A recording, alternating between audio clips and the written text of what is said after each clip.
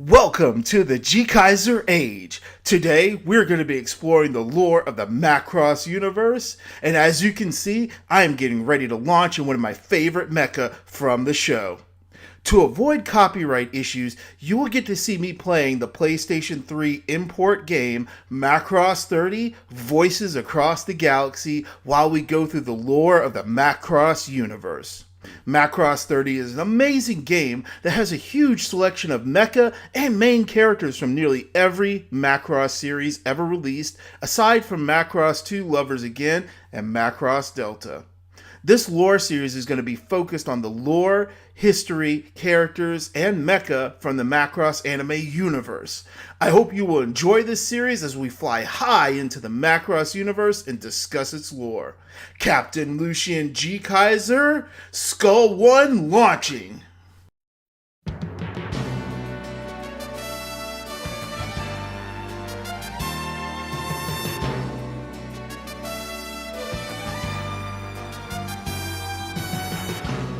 マクロの空を貫いて地球を撃った雷は我ら幼い人類に目覚めてくれと放たれたマクロスマクロス惜しくたった若者は愛する人をかばいFor decades, Macross has stood as a long-running science fiction anime series that spans several TV series, OVAs, and movies. It usually revolves around three main themes of love, music, and war. Each title has carried their own variations on these themes, and my lore videos are going to focus on the history, characters, and technology within the Macross universe. Today, I'll be discussing the basic lore history of the first Macross series, but before I get into that, I want to go over the definition of a space opera. Space operas are a subgenre of science fiction that emphasizes space warfare, melodramatic adventure, interplanetary battles, romance, and risk-taking. Set mainly or entirely in outer space, it usually involves conflict between opponents possessing advanced abilities, futuristic weapons, and other sophisticated technology. The Macross anime truly embraces everything that makes a space opera so much fun to watch, and as you will find, an incredible space battles, romance, and dazzling music within the Macross universe. So let's dive into the Macross universe right now by starting with the original show that introduced Macross to the anime world, Super Dimensional Fortress Macross. For thousands of millennia, a powerful advanced race known only through legends as the protoculture ruled the universe as if they were gods. They used their technology to create different races that spanned the universe, and even humanity itself was influenced by their touch. At one point, they created a powerful race of giant humanoids to be their military force, and they armed them with massive fleets of ships and mecha. They were engineered to be the ultimate soldiers, with the males known as the Zentron and the females known as the Meltron, forming the Zentrani and Meltroni forces respectively. Trained from birth by their masters to know nothing but warfare and fighting, cultures outside of conflict were alien to them. Using this military force, the protoculture enforced peace throughout the universe until a rogue faction managed to brainwash a sizable part of their armed forces, turning them into the Supervision Army. The goal of this rogue force was to wipe out the remaining Zentrani and Meltroni forces and then take over the protoculture, making the universe theirs to rule. Warfare broke out on a galactic scale, but eventually the Supervision Army was pushed back and then splintered. Forces still loyal to the protoculture began tracking down the remaining enemy forces, including a lone gun destroyer class Supervision Army vessel. Desperate to escape, the vessel performed a dangerous long-distance dimensional fold jump warping space to travel nearly instantly from another location to shake off the ships pursuing it. Due to the damage it had sustained from the running battle and from the unstable fold jump, it emerged too close to the Earth and was dragged into the atmosphere. The massive bulk and uncontrolled velocity of the ship caused devastation as it passed over the lands before it finally crashed into the South Atria Island in the Pacific. The impact of the crash sent a devastating ripple around the Earth that caused tsunamis, hurricanes, earthquakes, and dust clouds that blocked out most of the sunlight around the world. The year of 1999 became a landmark not only for the arrival of the alien ship, but also the destabilization of the Earth's natural weather patterns, starting a whole new struggle for life within all the nations of the world. The United Nations sent investigation teams to the crash site after images from reconnaissance planes identified the alien starship wreckage still intact even after the impact. During the months of exploration within the massive ship, they not only discover advanced technology, but the deceased bodies of the crew, which were easily 5 times or more the size of normal humans. The technology discovered within the ship is named Over-Technology, and the UN works quickly to form an alliance of nations to collaborate in establishing an alien technology research institute to study and adapt the Over-Technology for human use. Using this advanced over-technology, they slowly discover ways to create new technology out of it, adapting it for human use. This includes creating new compact thermonuclear reaction systems, an experimental faster-than-light fold system, gravity control, and even super-dimensional energy weapons with destructive potential beyond even nuclear weapons capability. The alien ship is at first named Alien Spaceship One, but by 2001 the ship is officially renamed the Super Dimensional Fortress One, SDF-1 for short, and it will be the flagship to guide humanity into a new prosperous future. The amazing advances in technology springing forth from its depths are used around the world to bolster humanity and help with the recovery of the environment that was destroyed by the SDF-1's original crash landing. The restoration of the SDF-1 is delayed, though, as civil unrest grows around the world and anti-UN sentiment boils over into a global conflict known as the Anti-Unification Wars. After a long, bloody conflict, which we'll explore, of course, in a later Macross lore series, the war ended on January 20th, 2007, with the UN being the victor after such a devastating battle. Years later, after the delay from the Unification Wars, the SDF-1 restoration project is finally completed, and the launch for the SDF-1 is scheduled for February of 2009. With the world nations having formed a new alliance under the UN, they create a new united military force called UN Spacey, and they are designed to combat any possible alien threats that may come to the Earth from space. A city had grown around the reconstruction site of the SDF-1 to support those working on the ship and the economy that flourished from it. That city was named Macross City. It was officially decided that the ship would gain the full name of the SDF-1 Macross, and it would be the first of the Macross class of ships in UN Spacey. There is a massive celebration being held in Macross City to celebrate the launch of the SDF-1 Macross, along with showing off the newest in military technology and the new variable fighters known as Valkyrie fighters.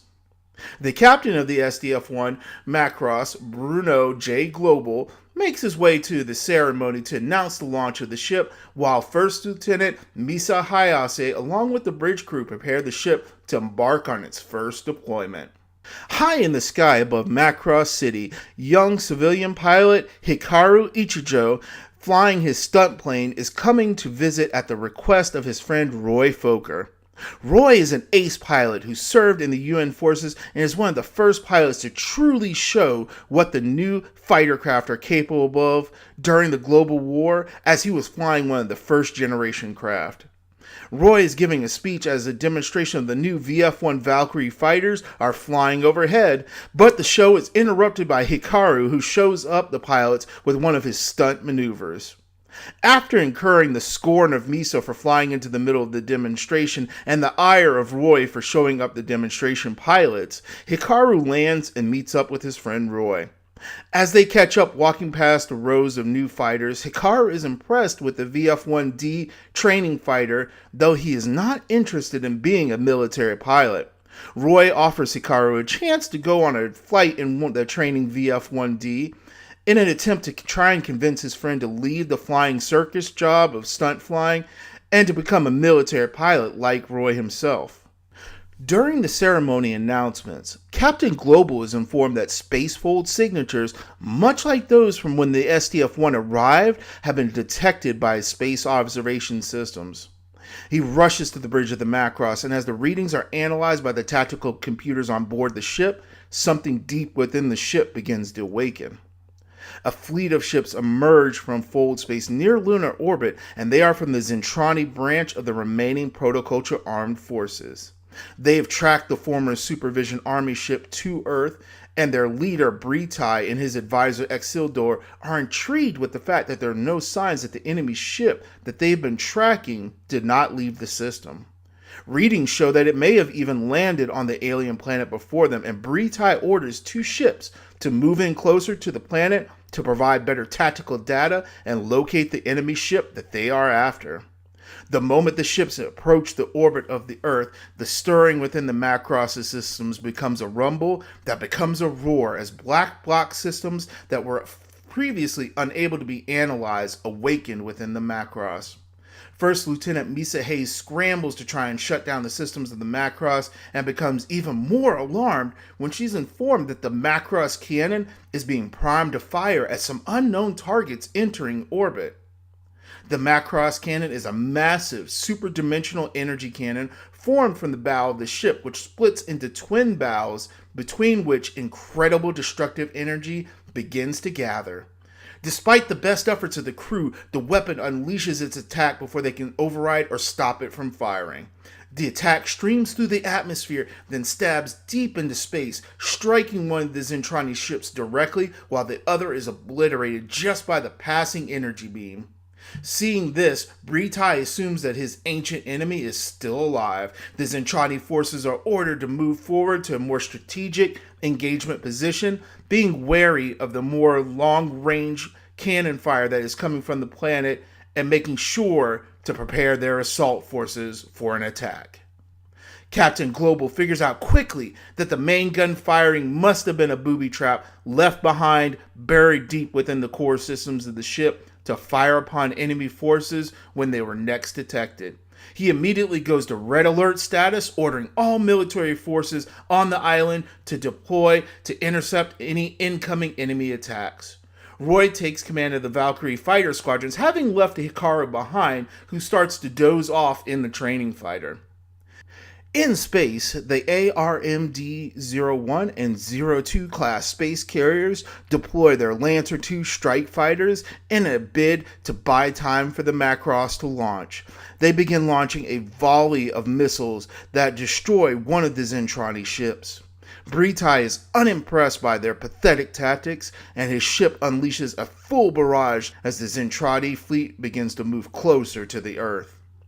Britai and Exildor finally get images of Macross City, uninterested in the primitive city structure, but his interest is piqued when he sees the Macross. Exildor has only one explanation, that the primitives of the planet somehow repaired and refitted the ship. That's the only way that the ship could have changed so rapidly in the short amount of time since it disappeared. Britai doubts that, but he knows he must capture the ship intact to get to the truth of the matter. As the Zentrani fleet nears attack range, several waves of enemy fighters begin entering the atmosphere above Macross City, and a fight erupts as Valkyrie fighters intercept them. Misa notices VT-102, the fighter Hikaru is sleeping in, has not taken off, and she contacts him, ordering that he deploy with the rest of the squadrons. He tries to tell her he is not a military pilot, but she refuses to listen, and giving up on convincing her, he takes off into battle only to nearly be shot down right after takeoff. Luckily, Hikaru runs across Roy, but is attacked by an enemy fighter which Roy shoots down and then teases Hikaru to follow him like in their old flying circus days. Their luck runs out shortly as a group of enemy fighters attacks and a burst of particle beam fire lances Hikaru's fighter. The impact slams Hikaru's head, stunning him and forcing his damaged fighter into a spinning dive as Hikaru is dazed, daydreaming of his easier days flying biplanes along with Roy. Misa contacts Hikaru as his Valkyrie is in a powerless nosedive towards the Macross's control tower, and Hikaru, now awake, struggles with the unresponsive controls. As Misa orders him to change to Batroid mode, Hikaru replies he has no idea what that is, and Misa is stunned that a Valkyrie fighter pilot could not know about the technology built within the plane. With guidance from Misa, Hikaru pulls down a control lever marked B, and within the fighter, new systems stir to life, overriding damaged circuits, mechanisms, shifting, changing, and folding into new complex patterns. Hikaru is surprised as the fighter powers back up and starts to level out and glides past the Macross just barely. Its form starts to shift from its more aerodynamic fighter form to that of a new armored form while crashing through several evacuated buildings before finally coming to a stop. While Hikaru remains slightly dazed from the crash, the fighter's onboard systems stand it upright, revealing the secret military technology of the variable fighters. The VF-1 has now changed into a humanoid mecha standing tall among the crumbled buildings. Hikaru is relieved to be alive, and his vision is drawn to the battle still raging in the skies above him, and he wonders just what he has gotten himself into. And so begins the destiny of a young man who will find himself not only involved with a galactic war, but also a war for his own heart and desires. Next time on Super Dimensional Fortress Macross Lore, Hikaru and Roy must fight their way through the city while saving the life of a young girl. Global and the crew of the Macross must deal with the massive Zentrani assault force attacking the city, and a fateful, desperate decision will change the lives of everyone there. I hope you've enjoyed part 1 of this Macross lore. Please comment, like, subscribe, and hit that bell icon if you want to be notified when the next part is available. Check out my Twitter and my other videos if you love anime, gaming, and entertainment, and want to be welcomed further into the GKaiser Age. This is Captain Lucian GKaiser, Skull One, signing out until the next battle.